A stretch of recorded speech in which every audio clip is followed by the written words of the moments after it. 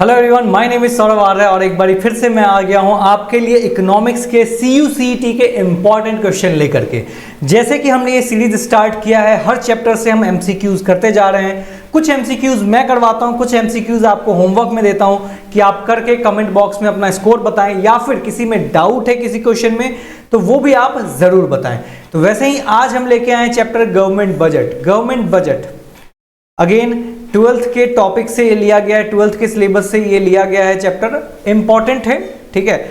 जैसे कि मैंने बताया था, national income and related aggregate important chapter है। सेकंड नंबर पे अगर कोई सबसे ज्यादा इंपॉर्टेंट है तो वो ये है गवर्नमेंट बजट, क्योंकि ये इकोनॉमिक्स का एक अच्छा टर्म है, एक अच्छे टर्म्स में इसके क्वेश्चंस आते हैं, तो इसी के लिए ये भी बहुत इंपॉर्टेंट चैप्टर होने वाला है।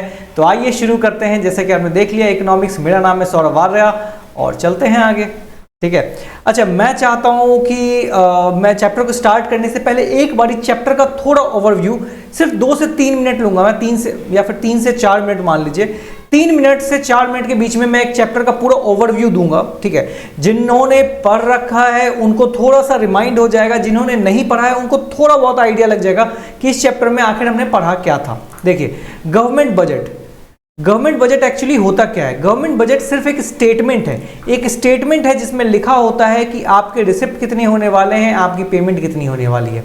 यानी government budget is a statement showing all the expenditure and receipts of the government for a fiscal year with the objective of growth and stability. यानी गवर्नमेंट बजट सिर्फ एक स्टेटमेंट है कि कागज का टुकड़ा है जिसमें यह लिखा जाता है कि आखिर इस साल में सरकार कितना खर्चा करने वाली है, expected income and expected expenditure, कितना खर्चा करने वाली है और कहां कहां से पैसा आएगा। इस बात को एक कागज में लिख देना ही गवर्नमेंट बजट कहलाता है, ठीक है। गवर्नमेंट बजट में 2 टर्म होते हैं, ठीक है। कौन कौन से होते हैं? एक रिसिप्ट होता है और एक क्या होता है? रिसिप्ट होता है और एक एक्सपेंडिचर होता है, ठीक है। एक क्या होता है? एक्सपेंडिचर। रिसिप्ट यानी सरकार को पैसे मिलेंगे, एक्सपेंडिचर यानी सरकार खर्चा करेगा, ठीक है। रिसिप्ट 2 तरीके के होते हैं, अगर आपको ध्यान हो। रेवेन्यू रिसिप्ट होता है और कैपिटल रिसिप्ट होता है। मैं शॉर्ट में लिख रहा हूं क्योंकि मुझे जल्दी निपटाना है, ठीक है।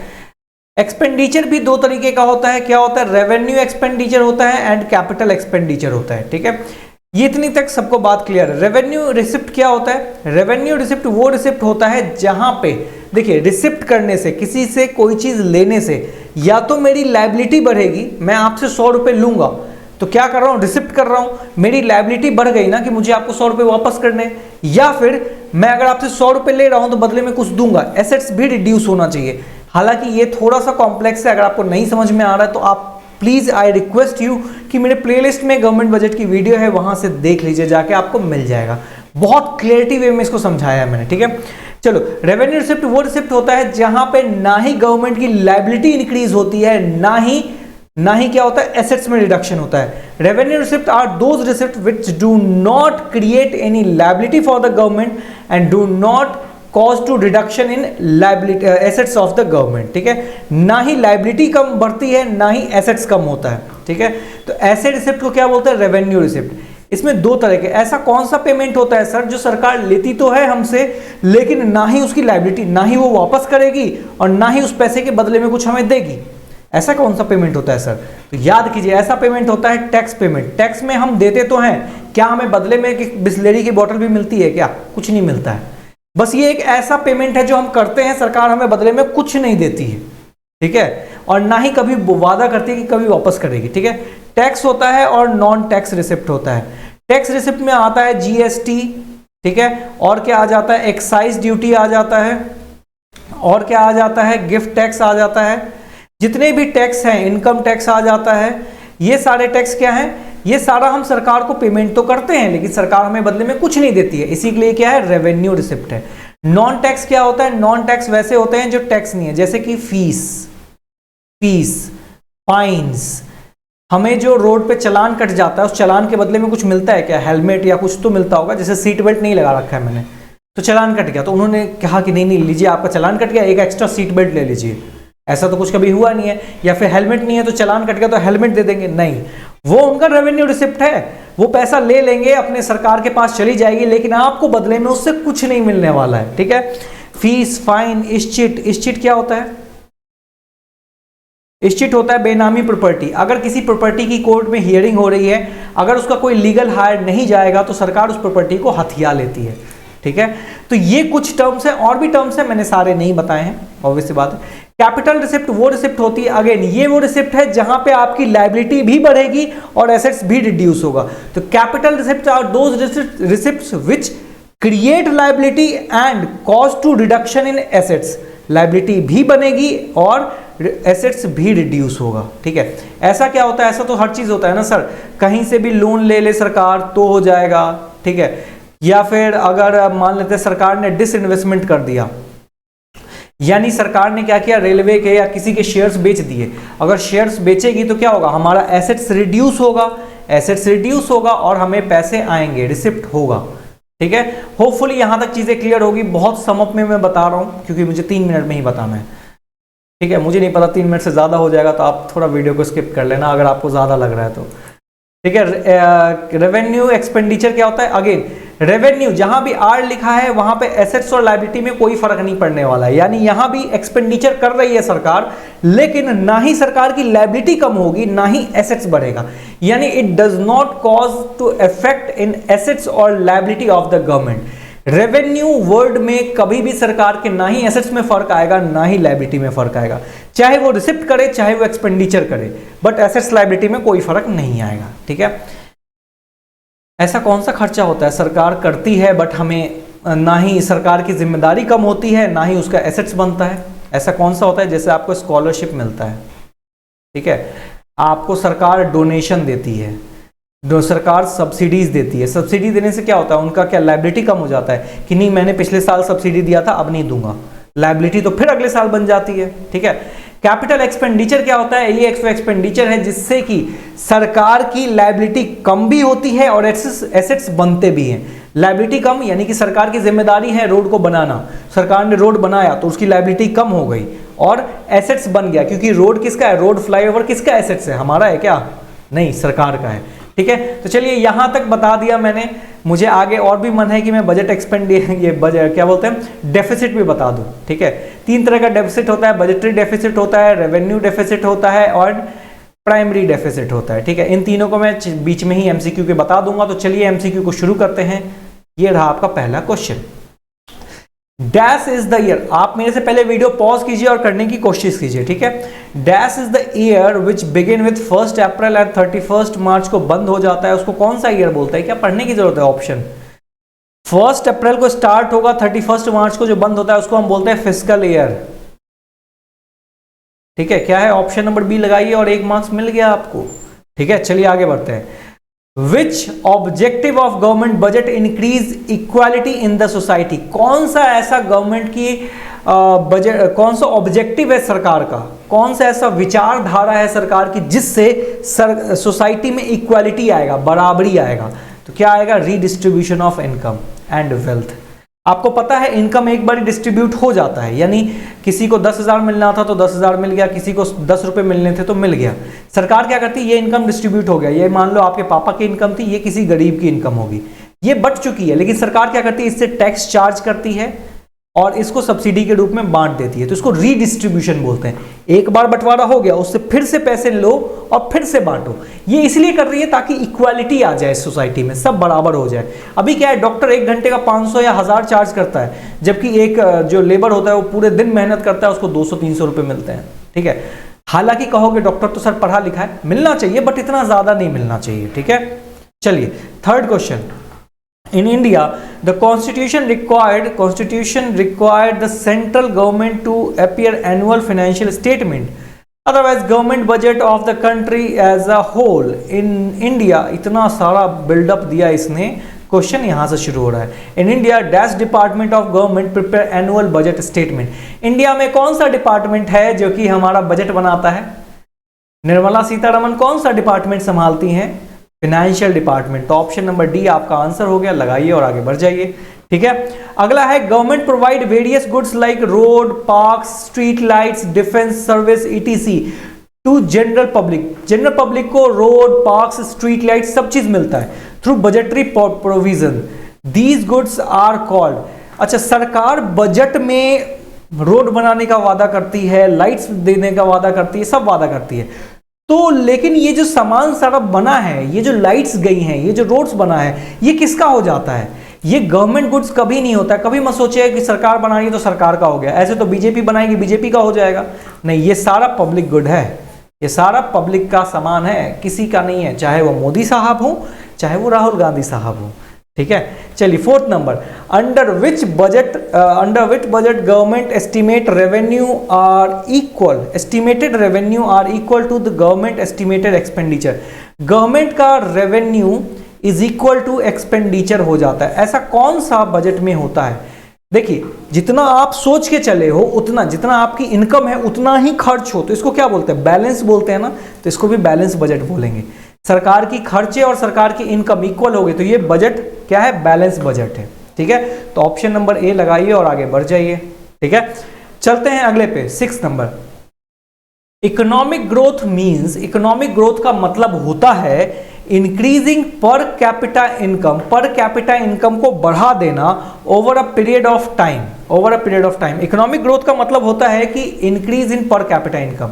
याद होगा, इकोनॉमिक ग्रोथ और इकोनॉमिक डेवलपमेंट, मैं ऐसे बता दे रहा हूं आपको, दो अलग टर्म है। इकोनॉमिक ग्रोथ का मतलब होता है जब इकोनॉमी मॉनेटरी टर्म में इंक्रीज कर रही होती है तो इकोनॉमिक ग्रोथ कहते हैं। जैसे कि national income, per capita income अगर इंक्रीज करेगी तो इकोनॉमिक ग्रोथ हो रहा है। बट डेवलपमेंट क्या होता है? डेवलपमेंट ऑल ओवर होता है, हेल्थ भी बढ़ रहा है, पैसे भी बढ़ रहे हैं, इंफ्रास्ट्रक्चर भी बढ़ रहा है। जब सभी चीजें ग्रोथ होगी तो उसको हम डेवलपमेंट बोलते हैं। ठीक है, तो ग्रोथ जो है वो डेवलपमेंट का हिस्सा है। डेवलपमेंट बड़ा कंसेप्ट है, ग्रोथ छोटा कंसेप्ट है। ठीक है, तो यहां कहा गया इकोनॉमिक ग्रोथ मतलब होता है पर कैपिटा इनकम का इंक्रीज होना over a period of time. Economic growth objective of the government budget depends on, ये किस चीज पे डिपेंड करता है? इकोनॉमिक ग्रोथ किस चीज पे डिपेंड करता है बेटा? सोचिए, इकोनॉमिक ग्रोथ मतलब नेशनल इनकम और पर कैपिटा इनकम किस चीज पे बढ़ेगा? जब रेट ऑफ सेविंग और इन्वेस्टमेंट बढ़ जाएगा, जब लोगों अपने सेविंग और इन्वेस्टमेंट, यानी सेविंग ऐसा नहीं कि घर में पैसे रख रहे हैं बैंक में, ठीक है, जब उनका सेविंग और इन्वेस्टमेंट, लोग ज्यादा से ज्यादा पैसा इन्वेस्ट करने लगेंगे, तभी तो इकोनॉमिक ग्रोथ होगा, तभी तो नेशनल इनकम और पर कैपिटा इनकम बढ़ेगा। समझ में आ रहा है? ठीक है, question number 6, option number B लगाइए और आगे बढ़ जाइए। अच्छा, मैं फास्ट तो नहीं हूं, हालांकि मुझे फास्ट होना चाहिए क्योंकि आपका जो CUET का एग्जामिनेशन है वो सिर्फ और सिर्फ स्किल पे डिपेंड नहीं करता है, वो आपकी स्पीड पे भी डिपेंड करता है, तो स्पीड तो होना ही चाहिए। ठीक है, चलिए अगला है, विच part of government budget shows the current receipt. कौन सा ऐसा पार्ट है गवर्नमेंट का जो कि आपको करंट रिसिप्ट दिखाता है? तो वो कौन सा है बेटा? वो है रेवेन्यू बजट। एक मिनट, करंट रिसिप्ट दिखाता है, करंट रिसिप्ट कौन सा दिखाएगा? एक minute, which part of government budget shows the current receipt?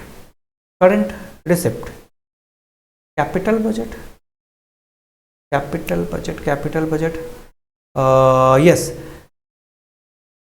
नहीं, current receipt, revenue budget, sorry, revenue budget.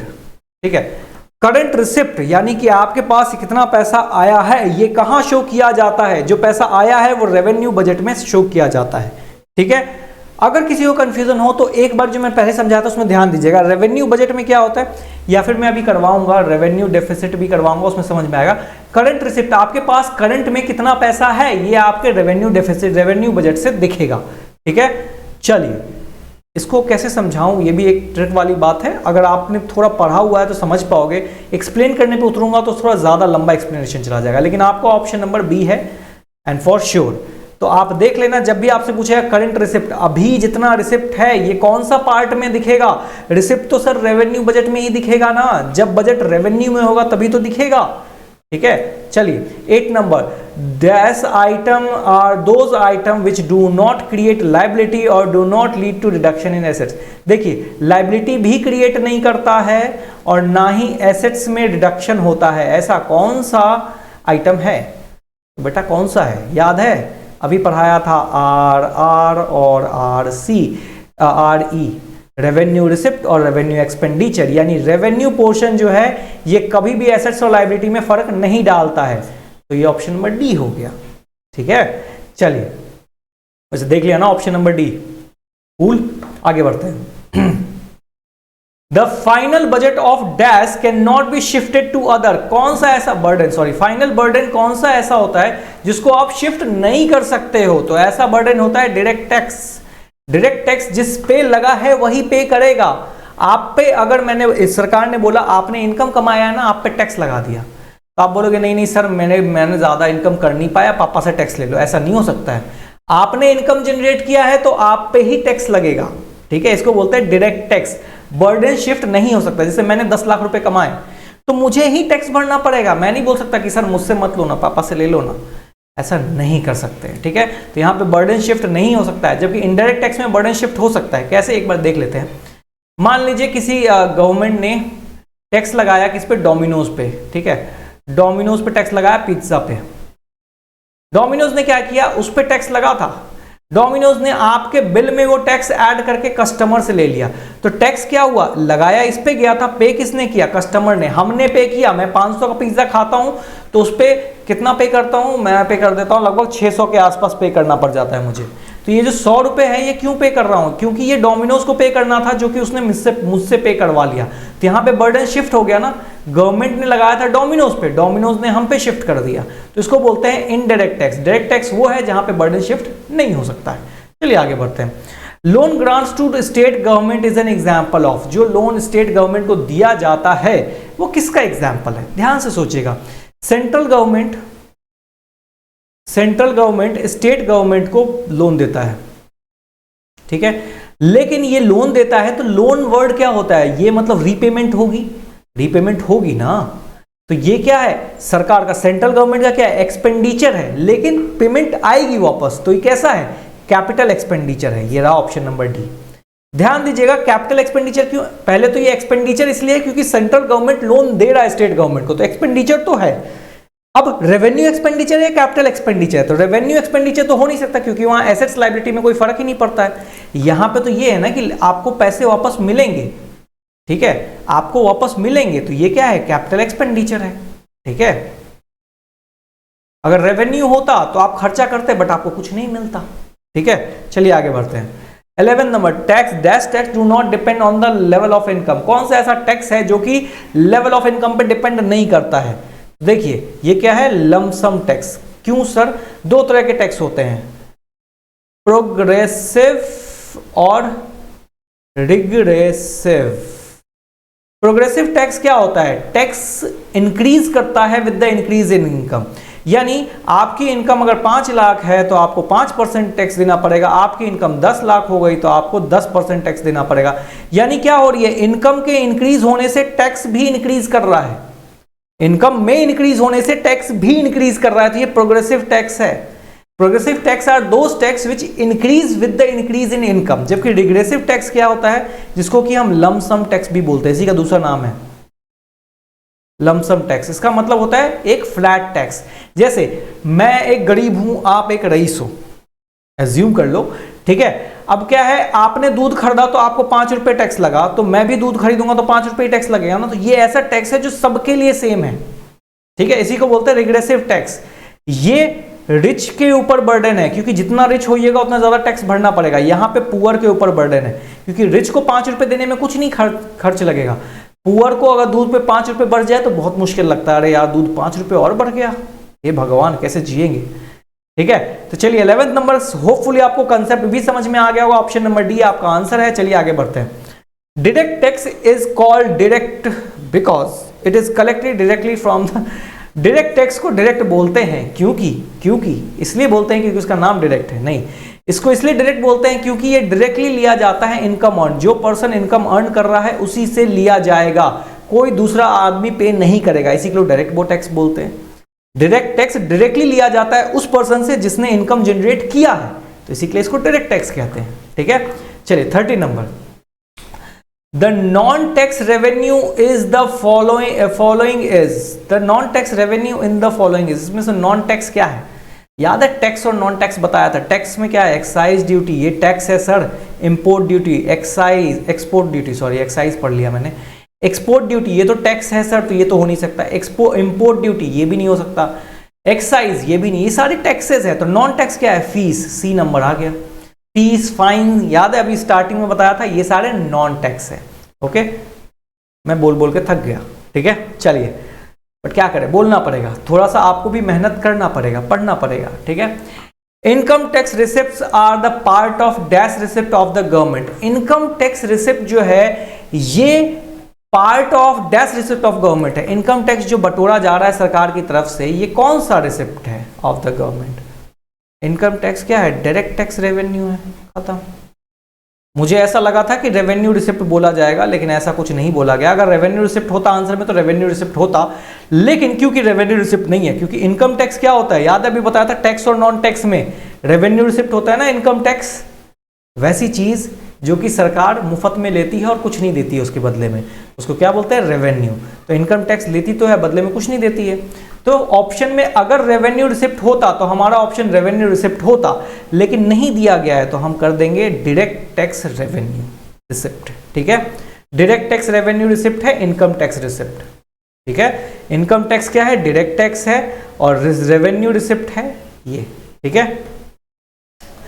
चलो, होपफुली समझ में आया है ना, किसी को दिक्कत तो नहीं है इसमें, बहुत इजी सा था, ठीक है।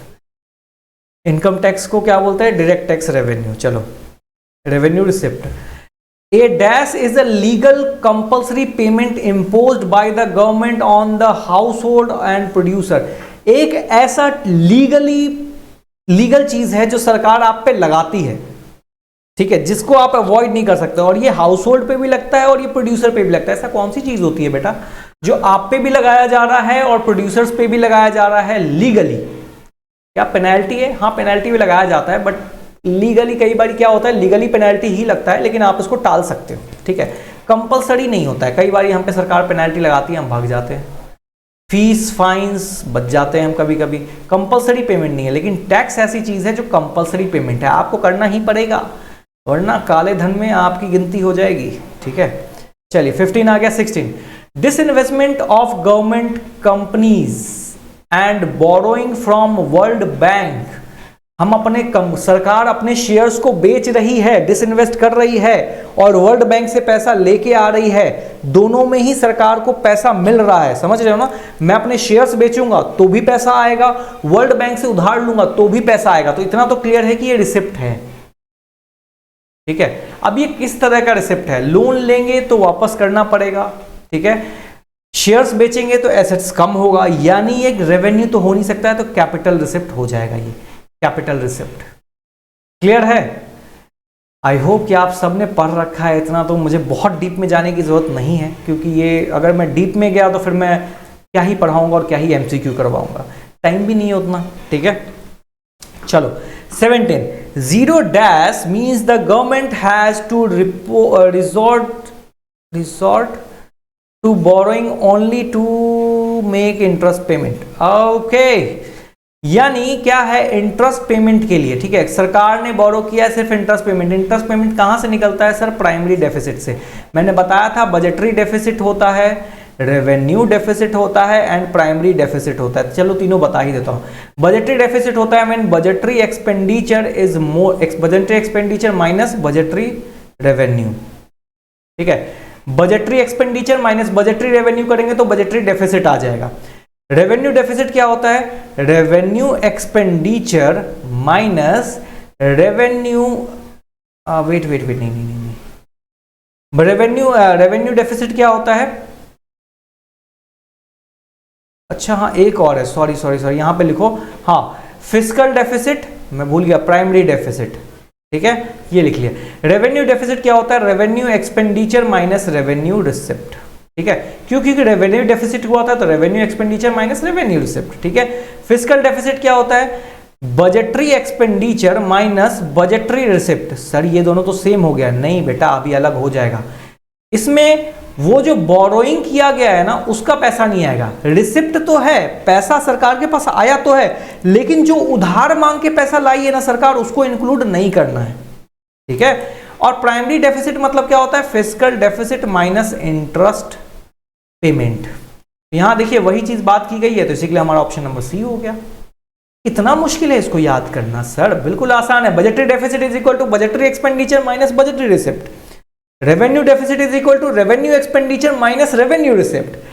फिजिकल डेफिसिट क्या होता है? Fiscal deficit budgetary expenditure minus budgetary receipt minus मतलब अदर देन बोरोइंग, बोरोइंग के अलावा। रिसिप्ट में सारा पैसा आएगा लेकिन बोरोइंग किया हुआ पैसा नहीं आएगा, ठीक है।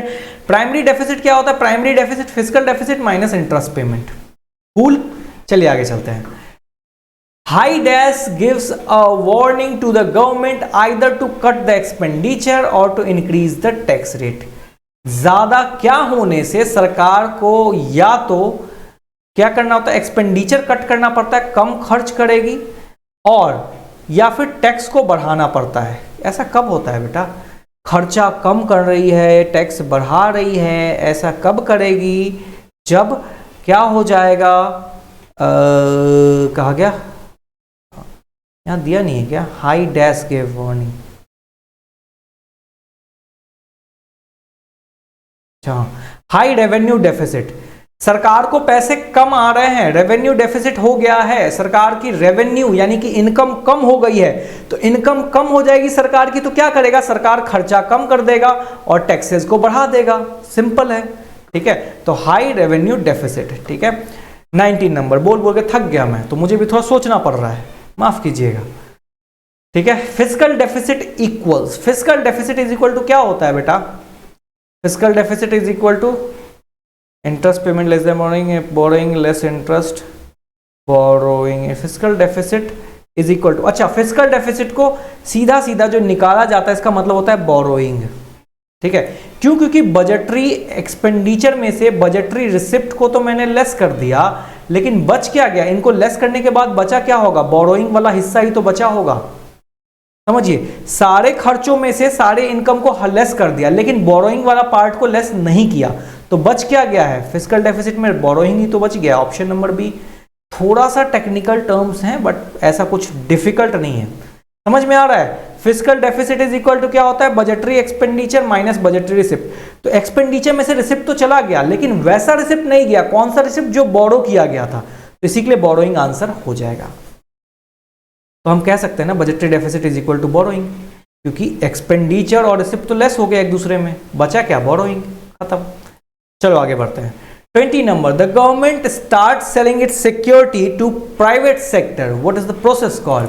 सरकार ने अपनी सिक्योरिटी, जैसे रेलवे का शेयर्स बेचना शुरू कर दिया सरकार ने, तो इसका मतलब क्या होगा? इसका मतलब होगा बी नंबर, डिसइन्वेस्टमेंट, यानी कि सरकार ने इन्वेस्टमेंट को कम करने लगा। इन्वेस्टमेंट मतलब होता है खर्चा करना, डिसइन्वेस्टमेंट मतलब होता है इन्वेस्टमेंट को निकाल लेना, ठीक है। चलो, dash increase the liability of the government, सरकार की लायबिलिटी को बढ़ा देगा। अब बढ़ाने घटाने वाला काम लायबिलिटी एसेट्स में कब होता है? जब कैपिटल होता है और लायबिलिटी बढ़ रही है, लायबिलिटी इंक्रीज कर रही है, यानी सरकार ने कुछ ना कुछ उधार मांगा होगा किसी से, तभी तो लायबिलिटी बढ़ेगी ना।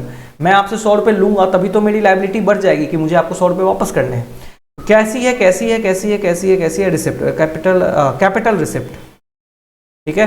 कैपिटल रिसिप्ट, सरकार जब लोन लेगी, मान लो लोन लेगी, तो सरकार की क्या होगी? लायबिलिटी बढ़ जाएगी कि भैया वापस करने हैं, ठीक है। Primary deficit of the government, primary deficit अभी बताया था ना, प्राइमरी डेफिसिट क्या होता है? Fiscal deficit minus interest payment. Option number D. ऐसा लग रहा है ना कि ऑप्शन रीड करने की भी जरूरत नहीं है, ठीक है। Revenue expenditure minus revenue receipt, ये होता है रेवेन्यू डेफिसिट।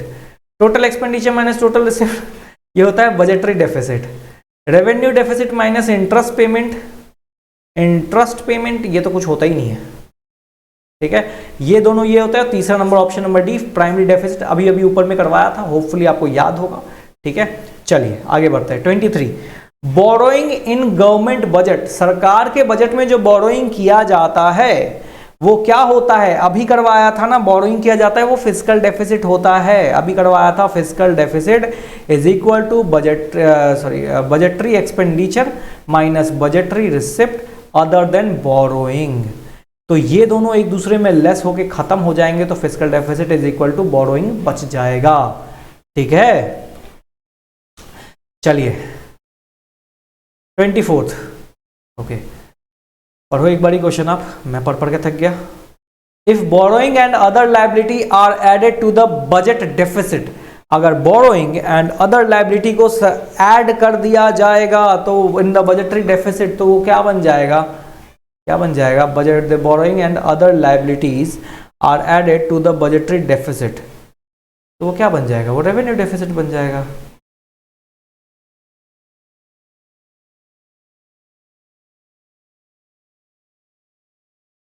बजटरी डेफिसिट में अगर हम बोरोइंग फ्रॉम अदर लायबिलिटी अगर ऐड कर देंगे, बोरोइंग भी ऐड हो जाएगा और सारे ही जहाँ से पैसे लिए गए हैं डेफिसिट में ऐड कर दिया जाएगा। ये वैसे बजटरी डेफिसिट हो, अच्छा लिखा हुआ है ना बजटरी डेफिसिट, ये हो जाएगा हमारा रेवेन्यू डेफिसिट। अब सोच रहे होंगे आप कैसे हुआ सर, ये समझिएगा।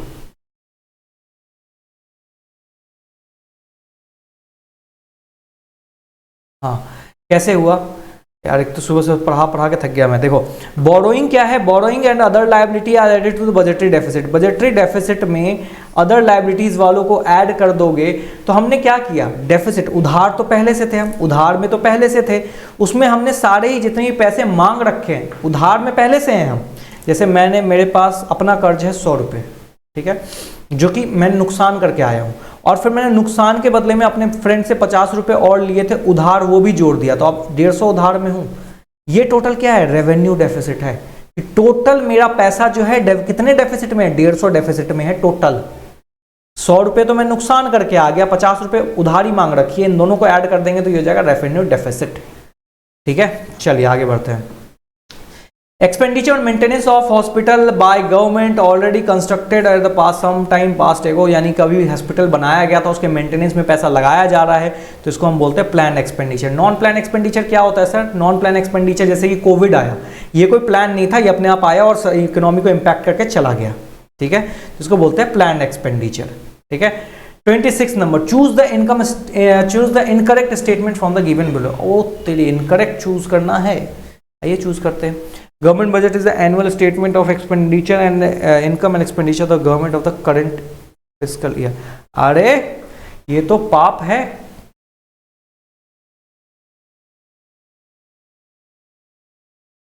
पाप है ये, वैसे तो करंट नहीं होता है, हमेशा नेक्स्ट ईयर के लिए बनाया जाता है। ठीक है, सरकार जो साल में है उसका बजट थोड़ा बनाएगी, नेक्स्ट ईयर की बनाती है, एस्टिमेटेड एक्सपेंडिचर होता है। ठीक है, तो ये ऐसा पाप मत करना, करंट का नहीं होता है। हमेशा जो बजट बनाया, अब सोचो ना, घर से अगर मैं आपने मनाली जाने का प्लान किया, तो मनाली जाने से पहले बनाओगे ना बजट, कि मनाली से आने के बाद बनाओगे, मनाली जाने से पहले बनाओगे, तो वो एक्सपेक्टेड होता है, नेक्स्ट के लिए बनाते हैं, बजट पहले बनाया जाता है फिर प्लान होता है। ठीक है, तो करंट नहीं होता है कभी भी, तो ऑप्शन नंबर ए लगाओ, ये तो एक में ही पाप दिख गया, आगे क्या ही पढ़े। ठीक है, आप पढ़ लेना वैसे। ठीक है, 27 number, expenditure on relief of earthquake victim, जो अर्थक्वेक विक्टिम को दिया गया है, ये क्या है, नॉन प्लान एक्सपेंडिचर है भाई। हमें थोड़ा पता था अर्थक्वेक आ जाएगा, आ गया, देना पड़ा पैसा, क्या करें हम, तो उसको क्या बोलते हैं, जैसे कोविड में लोगों ने डोनेट किया, हमारे टाटा ने 1500 करोड़ डोनेट किया, तो वो क्या था, नॉन प्लान एक्सपेंडिचर था ना, क्योंकि हमें अगर पहले से पता हो तो कोविड आने वाला तो हम तैयार होते। हालांकि जब इंडियन गवर्नमेंट को पता था तब भी कौन सा तैयार थी सर, सेकेंड वेव में लोग मरे ना, फर्स्ट वेव में पता चल गया था ना कि सेकेंड वेव आएगा।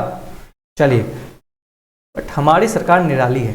Expenditure on construction of new phase of metro is example of development expenditure. सोचना है क्या, नया मेट्रो बन रहा है तो डेवलपमेंट एक्सपेंडिचर ही तो है, नॉन डेवलपमेंट कैसे हो सकता है, अब वो तो हो ही नहीं सकता, नॉन ऑफ दिस भी नहीं हो सकता है। ठीक है, 29, policies of surplus budget during inflation. Policies surplus budget, surplus budget क्या होता है सर, जब हमारा जब बजटरी रिसिप्ट ज्यादा होता है बजटरी एक्सपेंडिचर से, यानी हमारा इनकम ज्यादा हो गया है, खर्चा कम हुआ है, तो सरप्लस में चला जाता है, यानी प्रॉफिट में चला जाता है बजट। ठीक है, अच्छा, इन्फ्लेशन के टाइम पे अगर हमारा बजट प्रॉफिट में आया है तो इसका मतलब क्या है, which objective of the government budget, ये कौन सा ऑब्जेक्टिव है। अब समझना, इन्फ्लेशन मतलब क्या होता है, महंगाई। महंगाई में ऐसा हुआ है, महंगाई क्यों होती है समझना, इसको डीप में थोड़ा समझने की कोशिश करना।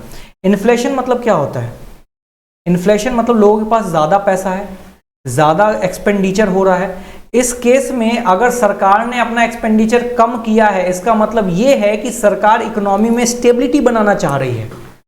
ठीक है, ऑलरेडी इकोनॉमी में इन्फ्लेशन था और सरकार खर्चा कर देगी तो और इन्फ्लेशन बढ़ जाएगा ना, महंगाई बढ़ जाएगा। सरकार खर्चा करेगी, लोगों की इनकम बनेगी, इनकम और डिमांड लोग करेंगे, यानी सरकार ने अपना एक्सपेंडिचर कम कर दिया।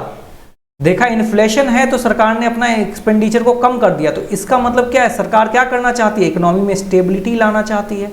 ऑप्शन नंबर सी, ठीक है। चलो समझ में आया ना, ये होपफुली आया होगा।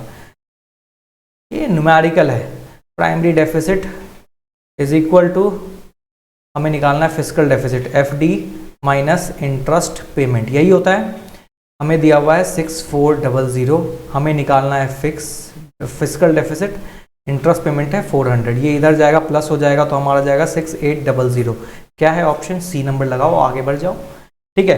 30 तक मैंने करवा दिया है, और भी इसमें बहुत सारे क्वेश्चंस हैं तो आप कर सकते हो। देखो बहुत सारे क्वेश्चंस हैं, ठीक है। ये सारे क्वेश्चन के पीडीएफ आपको मिल जाएंगे कहाँ पे, देख रहे हो कितने सारे क्वेश्चन हैं, ठीक है। ये सारे क्वेश्चन के पीडीएफ आपको मिल जाएंगे टेलीग्राम चैनल पे, जहां पे आप लिखोगे तक्षशिला एजुकेशन, तक्षशिला एजुकेशन से आपको हमारा चैनल मिल जाएगा, या फिर इसी वीडियो के डिस्क्रिप्शन में भी आपको लिंक मिल जाएगा, वहां जाइए, क्लिक कीजिए, टेलीग्राम चैनल पर पूरा पीडीएफ मिल जाएगा आपको। आप इसको डाउनलोड करें और इसके सारे क्वेश्चन करें। ट्रस्ट मी, इसको बनाने में मैंने प्रीवियस ईयर क्वेश्चन, कुछ अच्छे क्वेश्चंस और कुछ अपने क्वेश्चंस और कुछ बुक के क्वेश्चन सारे ही ऐड किए हैं। और ये सिर्फ इतना ही नहीं है, जैसे कि मैंने 90 एमसीक्यू लिखा है, और भी आपको एमसीक्यू मिलते जाएंगे। 30 मैंने इसलिए करवा दिए हैं क्योंकि वो मुझे लगे अच्छे हैं, इसी के लिए मैंने करवा दिए, ठीक है। लेकिन अगर आपको किसी क्वेश्चन में डाउट हो रहा है तो आप फ्री हो कमेंट बॉक्स में बताने के लिए, और ज्यादातर बच्चों का किसी भी टॉपिक पे अगर दिक्कत है तो आप मेंशन करें कि सर ये वाला टॉपिक बहुत फंसाता है हमें। अगर ज्यादातर बच्चों की वो प्रॉब्लम होगी, अगर उस पर्टिकुलर टॉपिक पे सब बच्चों बोलेंगे हाँ सर ये करवा दो, ये करवा दो, ये करवा दो, तो उसका मैं आप सबके साथ लाइव वीडियो शेयर करूंगा, यानी आप सबको एक प्लेटफॉर्म पे बुलाऊंगा, चाहे वो गूगल मीट हो चाहे जूम हो, और आपको लाइव क्लास उस टॉपिक पे दूंगा, ठीक है। चलिए, तो all the very best for the preparation, लगे रहिए और अच्छा स्कोर कीजिए। चलिए बाय बाय, टेक केयर।